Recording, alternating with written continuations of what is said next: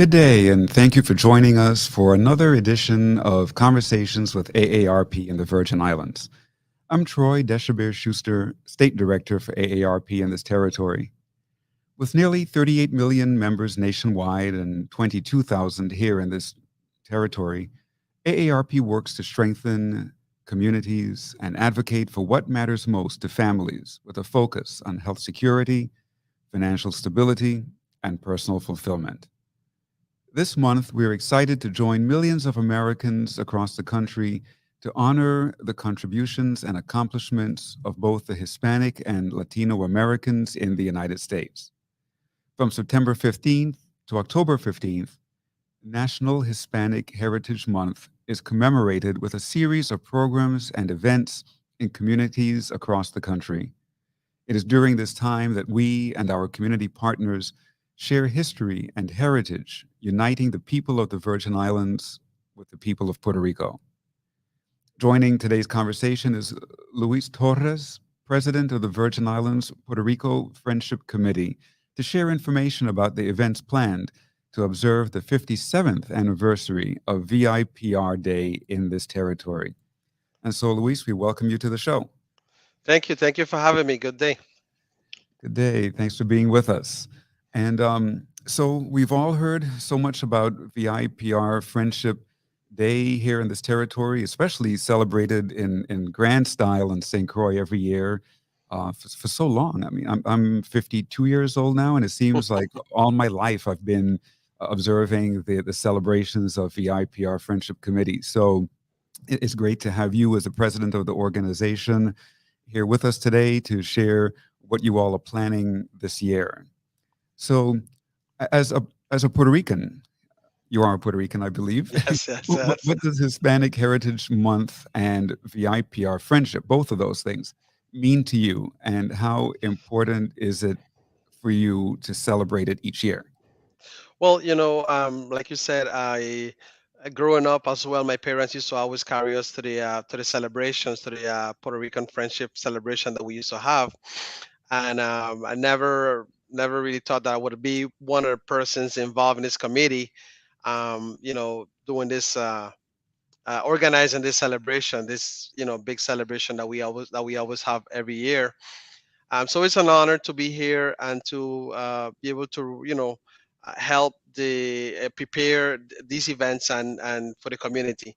My parents are Hispanic. I was born here in St. Croix, so I'm a Crucian, but I follow a lot of the Hispanic traditions. I was raised that way, and I continue in even with my kids. I do the same thing.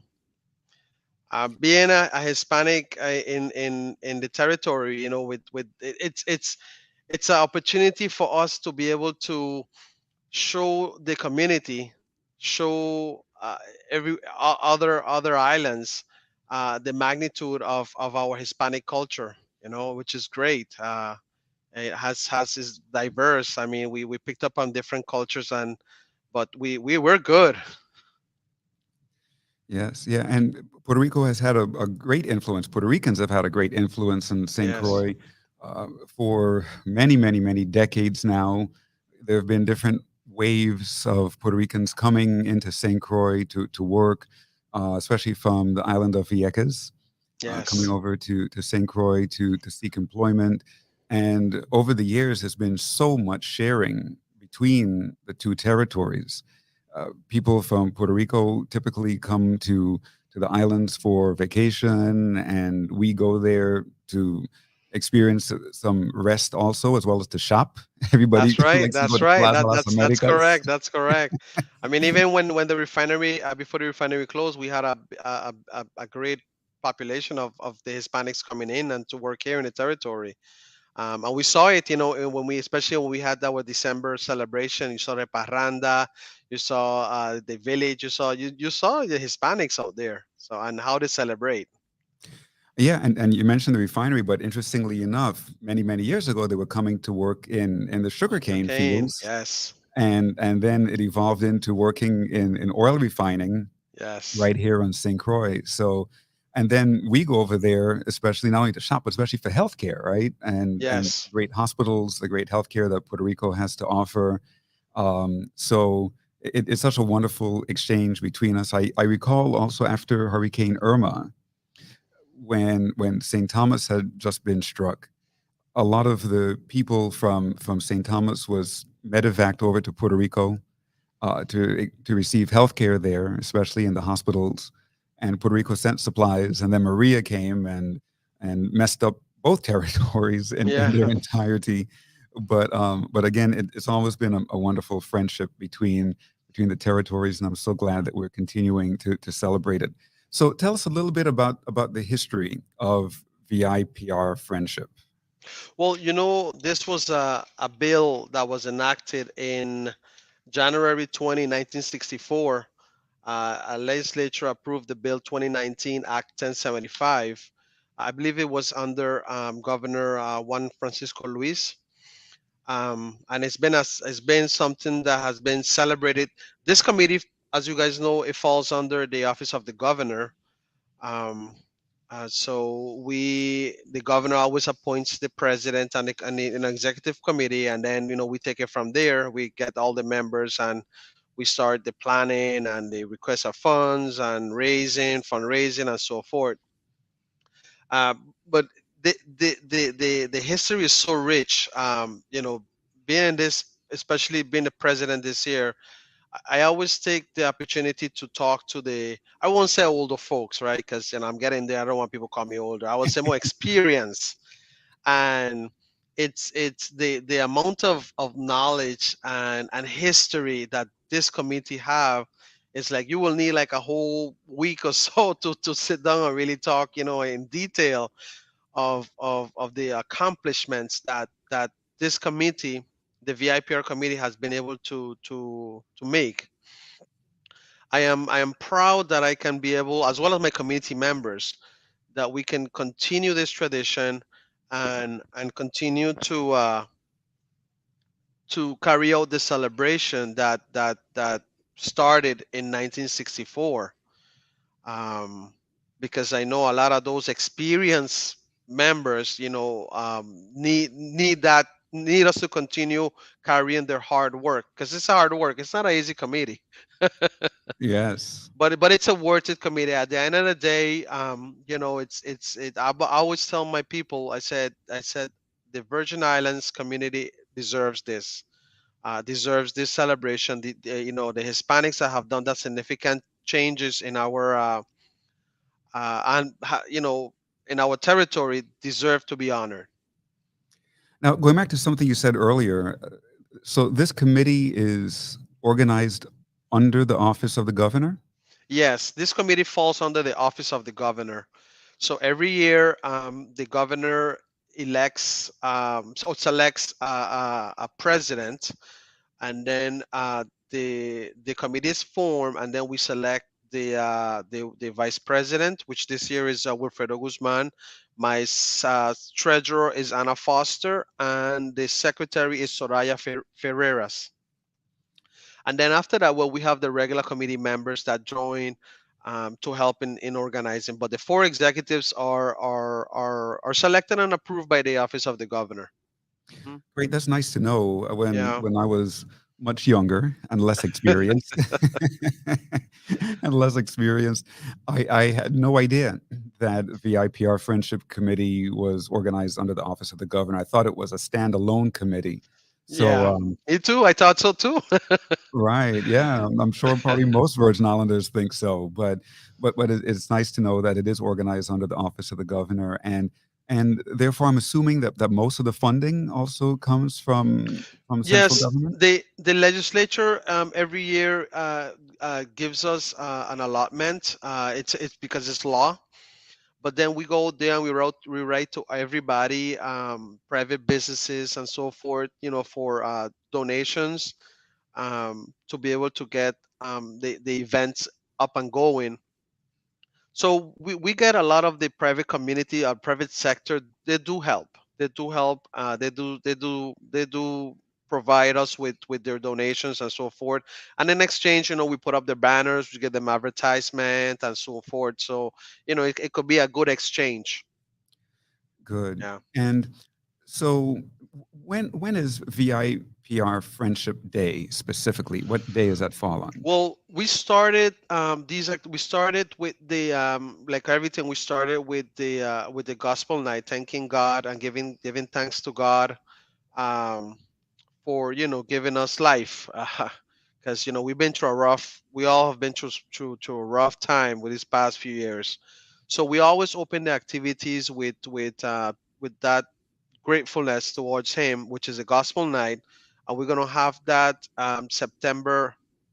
sorry, September 28th, which is this Wednesday. We're going to do it at the amphitheater in Sunny Isle from 6 to 8. We're going to have different groups of churches that we're going to come out and sing.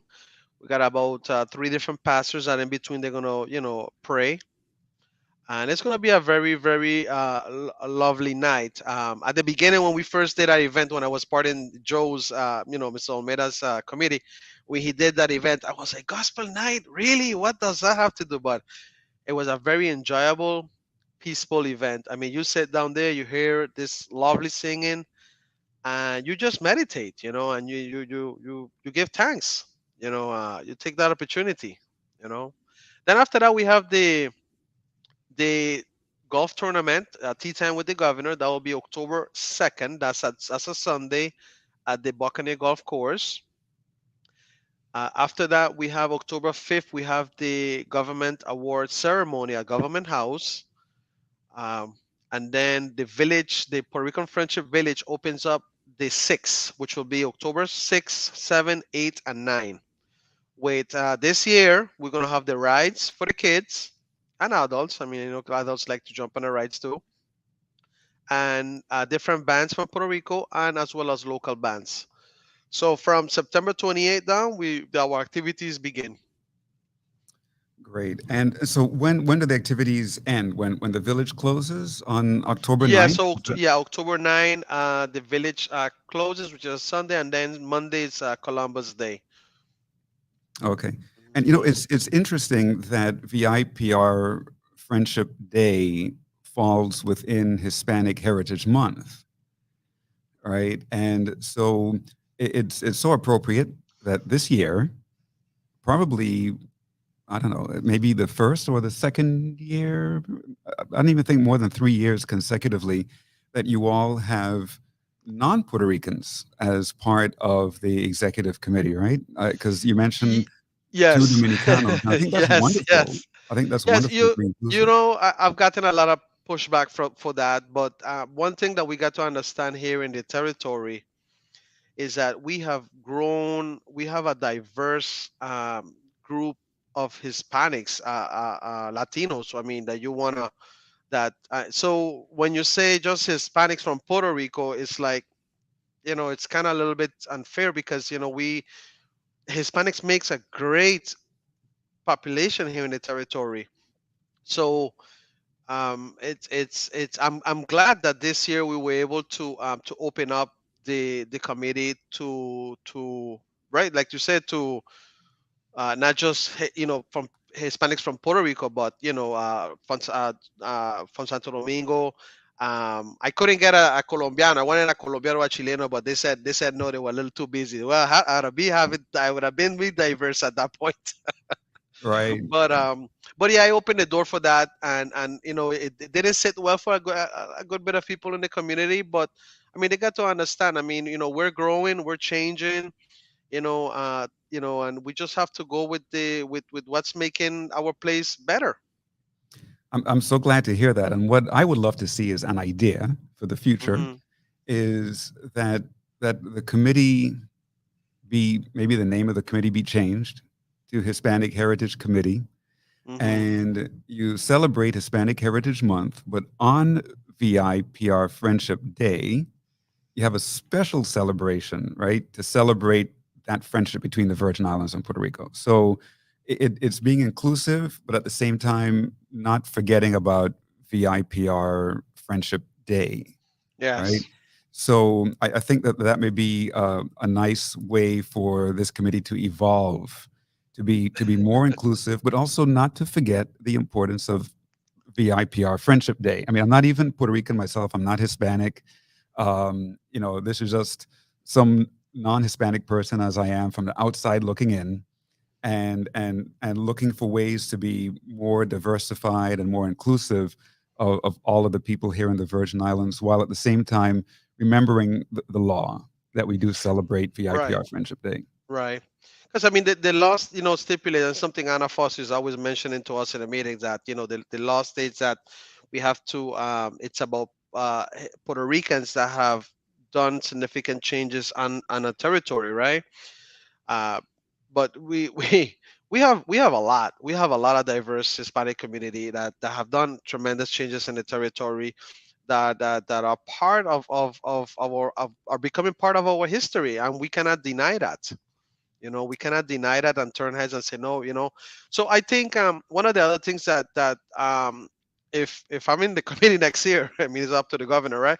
Um, is that we would like to see if we could get some additions to the law and make it better, make it better. And because like I say again, times are changing and we need to move forward. We cannot continue staying behind. Exactly, Um, exactly. And we talking about Dominicanos, you know, you mentioned two Dominicanos on the executive committee of VIPR Friendship Committee, and they are a rapidly growing part of this mhm. community, and more of them are becoming business Oh owners. yes. More and more of them are reaching higher levels of employment within the government, et cetera. Business. So, One of them is business owner. I mean, and and it's like, and they said present. I mean, even though sometimes, I mean, even for this year, we've had to we had a few meetings, but a lot of our meetings has had to be virtual, not because of the any restrictions, but because the amount of busy that everybody is, and even though this committee is volunteer, uh, I am a person that I always respects people time.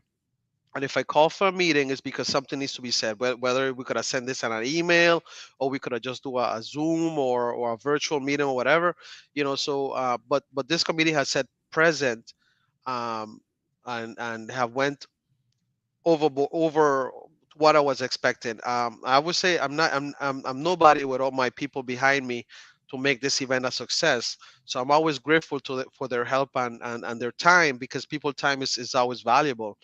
yeah. But yeah, I mean, we're growing to that point, and we better get on board and accept changes, and changes make us better. Exactly, and we Hmm. mentioned the Dominicanos on the committee, but I believe your wife, Anna Gloria, Mexican, yeah. she's Mexican, right? Exactly, exactly. So we have a Yeah, she's a Mexicana too. Mexican. So yeah, I forgot that. Yeah, yeah. I mean, she's been living in St. Croix for the last 20 something years, so she's basically Crujan, but yeah, yeah, Mexican, yeah, and a hell of a treasurer. She doesn't let nothing slip, and Yeah, I got kind of hit on that, because they're like, oh well, she's your wife and she's a treasurer. I said, listen, I said, if you know her, I think she's the best person for that job, and she's been doing it, and everybody don't want to remove her. I mean, we selected, everybody else like, nope, you stay in that position, because she's very accountable for everything. And remember, this is not my private money. This is public money that we're dealing with, and sure. every penny is accounted for. And we, at the end of the day, we're going to give the people of the Virgin Islands an account for everything that we spend, because I don't play that, and she doesn't play that. So, but yeah, she's a Mexican. Yeah, well, you know, people will say all kinds of nonsense, but I know Ana Gloria myself, and Oh yeah. I think she's a lovely person, and I think she's just well suited for that position, Yes. and again, bringing in that diversity of having a Mexican at the table, Yeah. you know. Yeah. So, you know, she's there representing Central America. No, that's very good, very, very, very good. Don't listen to the naysayers. You know, people always I have a mean, lot to people say. have the right, Troy, people have the right to say whatever. We live in a place that, thank God, that we could express anybody, your feelings and your opinions, and criticism doesn't affect me. It just makes me grow. It makes me better. Exactly. People don't criticize me, then there's a problem. You say, why did I criticize me? Because I know I'm not perfect. I'm always bettering myself. I'm always striving to better myself. So Exactly. Exactly. Yes. Yeah, for sure. And so now I remember the great Vera Falou and Joe Olmeda. We can't forget them. They were the ones who icons, really, icons. yes, icons Yes. in VIPR friendship, icons in the Puerto Rican community here in the Virgin Islands. Um, Vera Falou has unfortunately moved back to Puerto Rico, so we don't have her with us. But I keep up with her on Facebook, and I know she's very tuned in to what's happening in the Virgin Islands. Maybe looking at this program now. So if you're looking at this, Vera, I send you Hello, my Vera. Yes. yeah, send you my best regards and my love. So but they did such great work with the Oh, yes. VIPR Friendship Committee from back in the early 1970s, Yes. and they really elevated the celebrations and continued on the tradition. And was it up until last year? I think you mentioned Joel Meadow was a Well, president actually, last year. Joe Almeida. Well, when the VIPR was when the Governor Bryan got elected, right, the next year, where the time came, and Senator Sanes, well, Administrator Sanes contacted me, and I was like, Sanes, I said, this is a very, I mean, I've served in different committees. I said, but this is a very big committee, and it's a very touchy committee. I said, I honestly, I won't know where to begin. Mhm, So I said, well, let's put our heads together and see who we can get.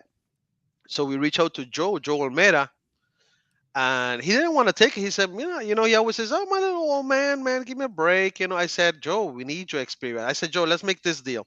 I said, you take it.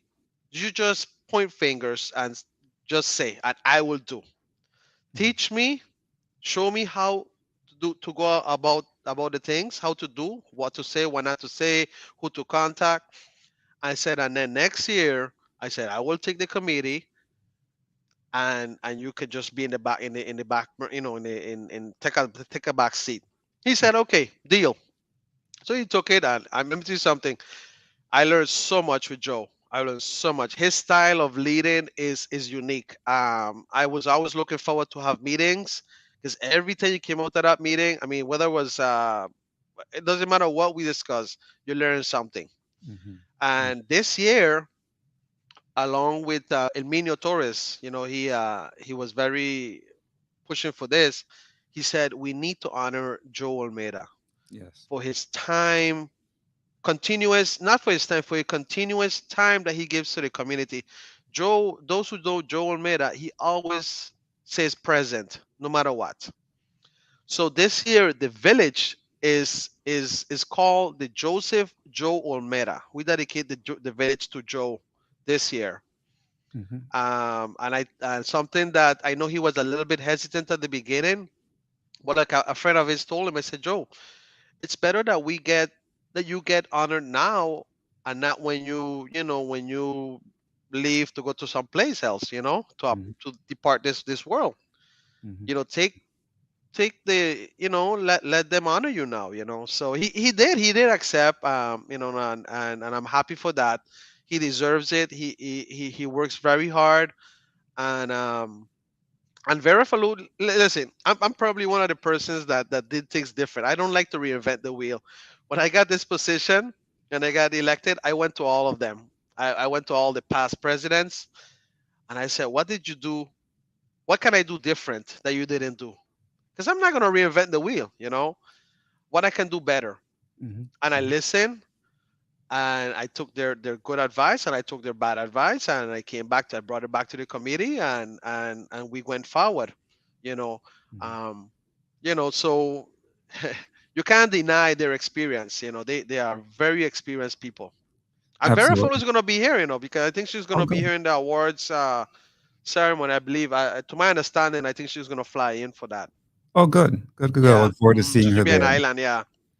Excellent. Yeah, and Joe, I mean, not only has he been so very active in the community over the course of his time here in St. Croix, but he was also a business owner. He was He is co-founder, still, well, co-owner he deals with Colorama. with Yeah. Colorama. Yep. Hmm. Yeah, I don't know his involvement at this stage, but I remember when Colorama started up in Sunny Isle Shopping Center, he was front Hmm. and center with that business. And then he was in administration in the hospital and wore many, many, many hats and is Yes. always a fine gentleman. And I'm so glad that you all are honoring him. And I'm glad that Vera Falou will be here for that celebration also, because I know both of them are best friends, best Yeah. Oh, buddies. yeah. Yeah. They are. They are. That's good. That's They are. good. They are. Yeah. So, anything else you want to share about what's going on this year, and tell us also how can people find more information?